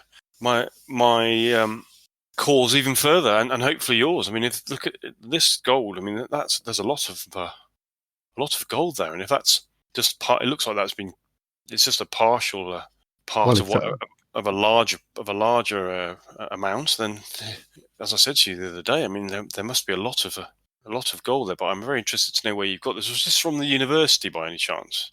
What would make you say that? Well, I can only think that would be the only other place that would have any artifacts of such a nature. And I know that the professor there is very interested in retaining the artifacts for the locals rather than us Johnny foreigners taking them away. Yes, you're very astute. It did indeed come from there. Thought it might have. Well, I wouldn't. I would counsel you against having too much to do with Professor Sanchez. He's quite vehement in his opposition to our little expedition. Indeed, yes, he did make that quite clear. It was suggested that de Mendoza had been visiting the university. The professor seemed a little concerned that there was some animosity there. I don't really know anything about that. Anyway, but there was one other. The professor mentioned, not necessarily in relation to the gold, a phrase that stuck in my mind, which was, "The bloody tongue must be obeyed." Does that mean anything to you? Sounds like gibberish to me.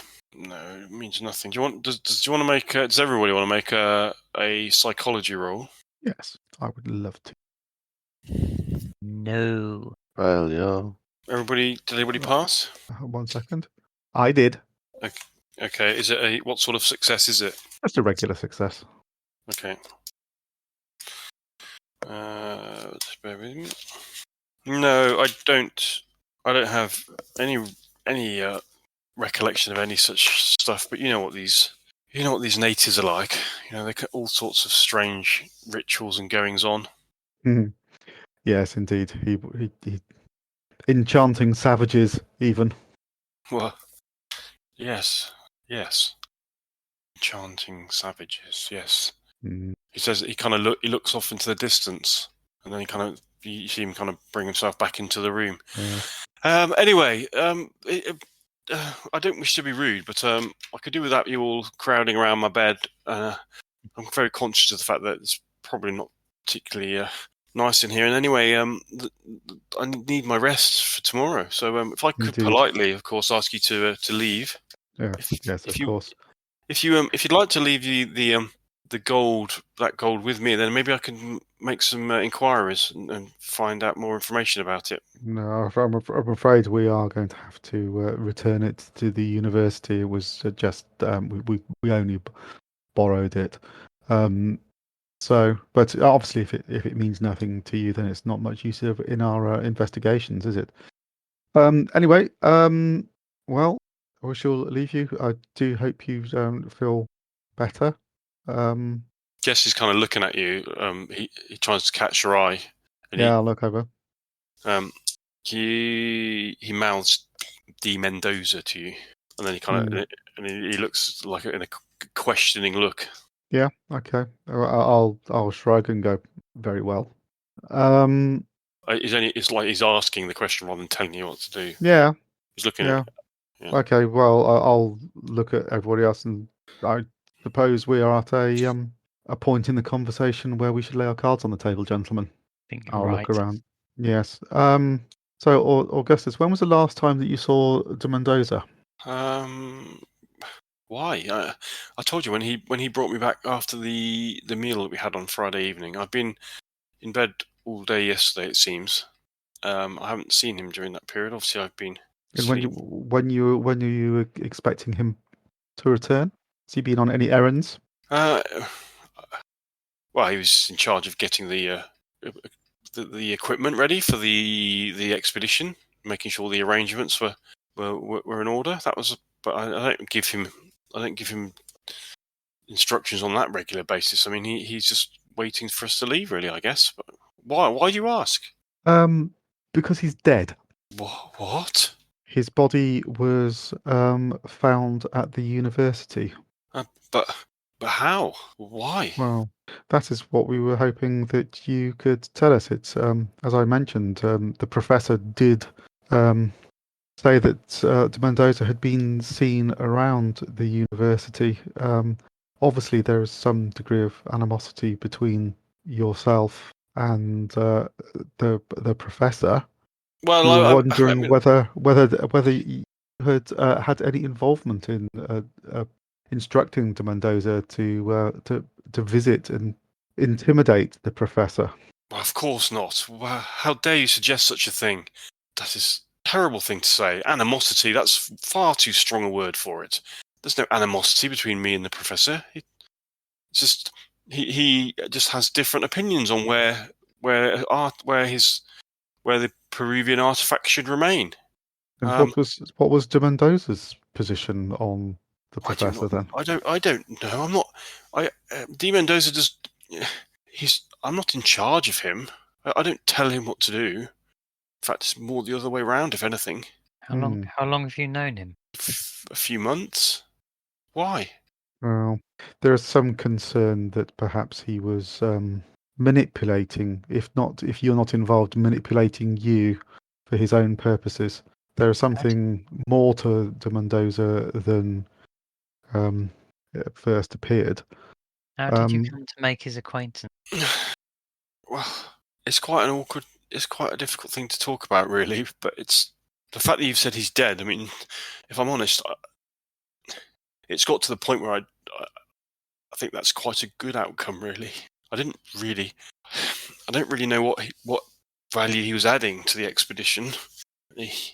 He'd become quite controlling of late. I met him in Puno when I was researching the pyramid, and he told me that he knew the lands around here and that he could help me. And he said he would also make sure he could see that I was not a well man, and he would make sure that I was. He would basically offer to be my bodyguard. I'd heard rumours that he was somebody not to be messed with. So I thought, well, better the devil you know and all that. So I took him on, and I regretted it. But the thing is, he was quite insistent that he was looking after me, and I couldn't let him go. And I realised that when I was trying to persuade the locals to accompany me on my search for the pyramid, yes, they wouldn't come because they were worried about the rumours and you know the folk tales. But it became obvious to me that the main reason they wouldn't accompany me was because of him. They were all scared of him. They called him some sort of monster, weird kind of vampire stuff. I can't remember.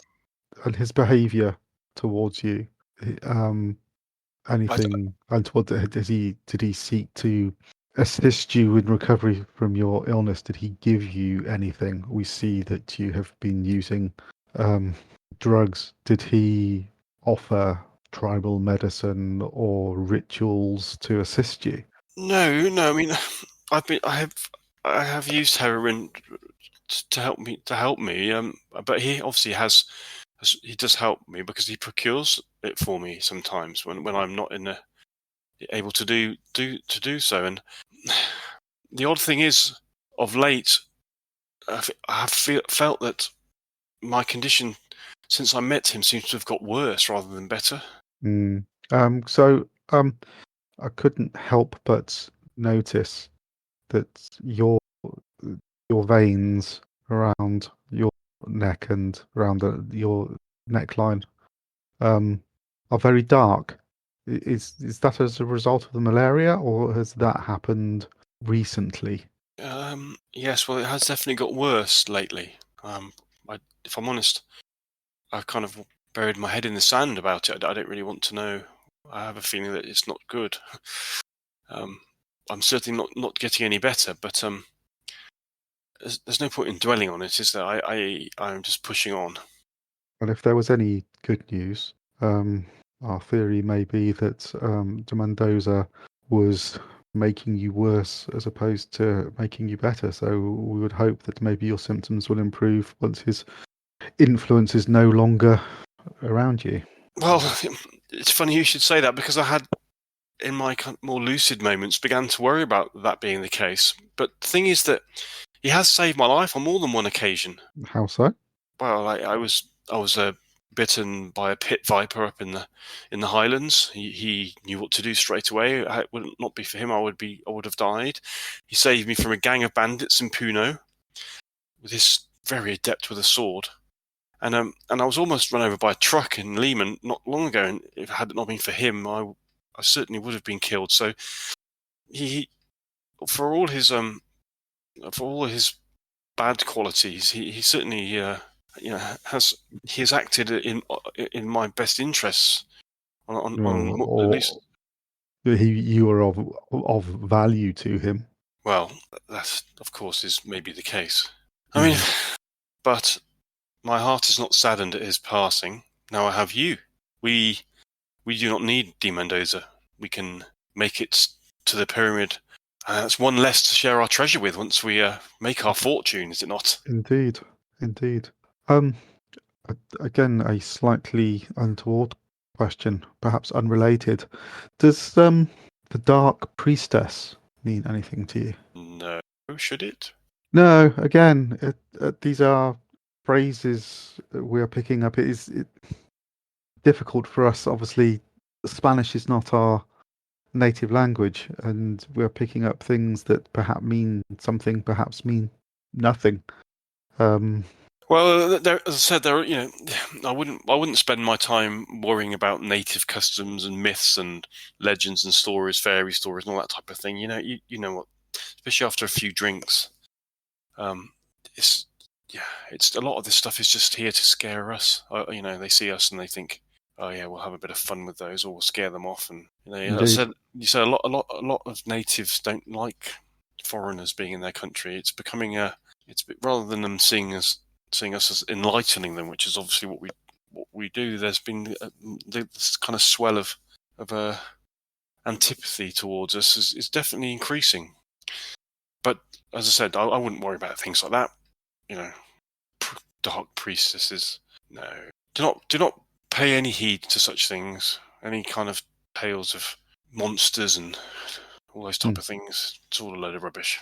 The only thing that will kill you up in the Highlands is the cold, a snake, or maybe a herd of rampaging llamas.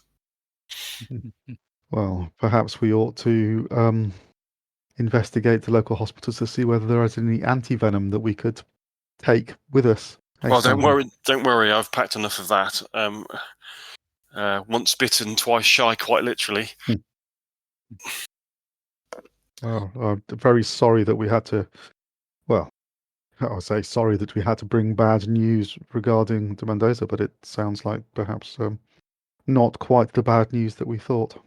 Well, I feel bad in saying that I'm not sad at a man's death. Obviously, that is not the case. But yes, I do not mourn as much as I would. I have probably chosen to ignore a lot of what I've heard about de Mendoza.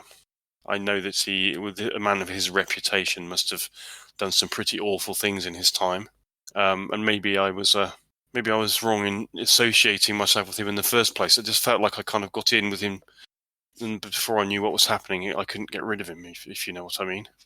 I mean, if the truth be known, gentlemen, and I'll leave you with this.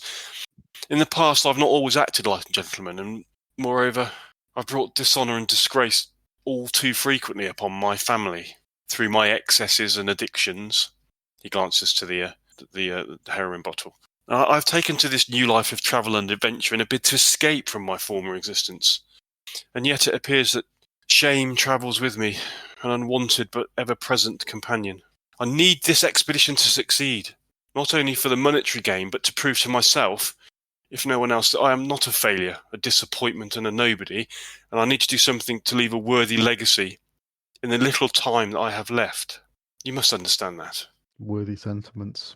We do, and we appreciate your honesty, Augustus. Thank you. Well, if you could let me sleep now, and as I said, tomorrow we will embark upon our journey. Very well then. Perhaps it's time we leave you alone, Augustus. Perhaps, Stanton, do you have anything that perhaps Augustus could use instead of the heroin that was procured by de Mendoza in case there was something untoward about it? It would. Yeah, I certainly wouldn't use. Maybe but I do have a few sleeping potions. Maybe we should take that bottle away from you, Augustus, and we'll have it. Maybe have a look-see at it and see what's actually in there. Yes. But as well as that, I do recommend basically a hearty meal and some fresh air, lots of water. Well, if you could be ever so kind, Stanton, when you go down to ask them to send me some food up. I think I feel a little bit more hungry now since we've been talking. Very well. As well, we'll certainly organise that. Then we will bid you good day, and we will go and prepare ourselves for tomorrow.